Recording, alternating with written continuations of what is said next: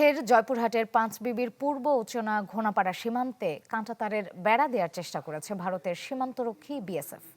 পরে বিজিবির বাধায় সরে যায় তারা। সকালে কয়া ক্যাম্পের পূর্ব উচনা ঘোনাপাড়া এলাকার 281 নম্বর পিলারের 47 নম্বর সাব পিলারে কাঁটাতারের বেড়া দেয়া শুরু করে বিএসএফ। খবর পেয়ে ঘটনাস্থলে গিয়ে বাধা দেয় বিজিবি। পরে বেড়া নির্মাণ থেকে সরে যায় বিএসএফ সদস্যরা। এ নিয়ে বিজিবি বিএসএফ এর মধ্যে পতাকা বৈঠক হয়েছে। এর আগেও একই সীমান্তে 4 বার কাঁটাতারের বেড়া নির্মাণের চেষ্টা করে ব্যর্থ হয় বিএসএফ। 0.8টার সময় একেবারে বিএসএফ এরা আসে, তার কাটা বিছাচ্ছে সেই হলো বিডিআর বাঁশি বাড়তেছে, নিষেধ করতেছে, তাও শুনতেছে না, জোর জব্দ করছে। আমাদের এই যে রাস্তার পাশেই সীমানা, এখানে গ্যাঞ্জাম, সকালবেলা বিএসএফ বিজেপি ধাক্কাধাক্কি গ্যাঞ্জাম এরকম চলতেছে। ওরা আসতেছে যাচ্ছে, পতাকা বৈঠক হচ্ছে, এগুলোই করতেছে। তো আমরা পাবলিক যাই ওখানে বিজেপির সাহায্য দিয়ে আমরা তার কাটাটা বর্তমানে স্থগিত করা আছে। সীমান্ত পরিস্থিতির আরো খবর জানাতে জয়পুরহাট থেকে যুক্ত হচ্ছেন হারুনুর রশিদ, যাচ্ছি তার কাছে। হারুন, আমাদেরকে জানাবেন, এই যে বিজিবি বিএসএফ এর মধ্যে পতাকা বৈঠক হলো, এর থেকে কি ঘোষণা এসেছে বা কি বক্তব্য এসেছে, আর এই ব্যাপার নিয়ে স্থানীয় বাসিন্দাদের কি প্রতিক্রিয়া দেখছেন?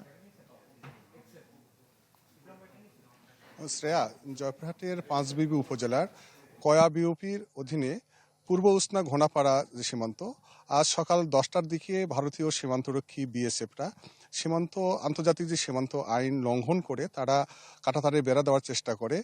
এতে কিন্তু স্থানীয়দের মধ্যে একটি উত্তেজনা দেখা যায়। বিজিবি সদস্যরা খবর পেয়ে এসে বাধা দিলে কিন্তু দুপুরের পরে সেখানে বিজিবি এবং ভারতীয় সীমান্তরক্ষী বাহিনী বিএসএফ তাদের মধ্যে পতাকা বৈঠক হয়। পতাকা বৈঠকে তারা বলেছেন যে তারা আপাতত কাজটা বন্ধ রেখেছেন, তারা বন্ধ রাখবেন। কিন্তু যদি আমি জানিয়ে রাখি, এই একই স্থানে কিন্তু বারবার বিএসএফ সদস্যরা তারা কাঁটাতারে বেড়া দেওয়ার চেষ্টা করে, বিজিবি বাধা দেওয়ার কিছুদিন পর তারা আবার কিছু কাজ শুরু করে। আস্তে আস্তে কিন্তু অনেকটুকু তারা কিন্তু এগিয়ে গেছেন তারা এই কাঁটাতারে বেড়া দেওয়া।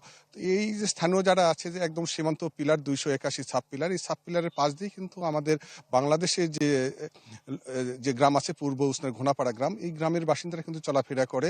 কিন্তু আজকে যখন বিজিবির এই সদস্যরা এবং বিএসএফ এর মধ্যে যে এই উত্তেজনার পরিস্থিতি সৃষ্টি হলে কিন্তু গ্রামবাসীদেরকে এই পথে চলা বন্ধ করে দেয়। তো গ্রামবাসীরা যেটা বলছেন যে এই সীমান্তে তারা বারবার এরকম তারা এই বিশৃঙ্খলা হচ্ছে, তারা এটা একটা স্থায়ী সমাধান চান, তাদের মধ্যে একটা উত্তেজনা ছড়িয়ে আছে। তো এই ছিল জয়পুরহাটের পাঁচবিবি উপজেলা ঘোনাপাড়া সীমান্তের সর্বশেষ খবর। শ্রেয়া, ধন্যবাদ হারুন। দর্শক, সীমান্ত পরিস্থিতির খবর জানতে আমরা যুক্ত ছিলাম জয়পুরহাটে।